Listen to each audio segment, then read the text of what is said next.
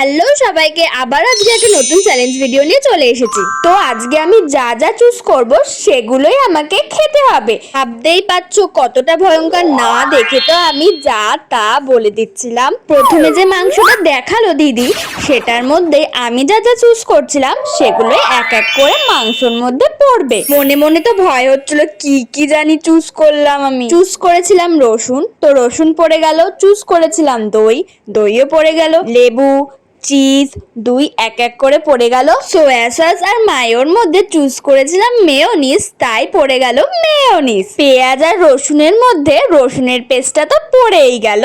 আর তো কিছু ছিল না বাকি, তাই রান্না করি তেল দিয়ে এখন মালাই কাবাব। যেগুলো যেগুলো আমি চুজ করেছি মন্দ নয়, কিন্তু দিদি বানিয়ে দিল মালাই কাবাব। চলো এখন তাহলে খেয়ে টেস্ট করা যাক। তোমরাই কমেন্ট করে বলো তো, চ্যালেঞ্জটাই কি আমি পাস করলাম নাকি ফেল? যা যা আমি চুজ করেছি আমার কাছে তো বেস্ট।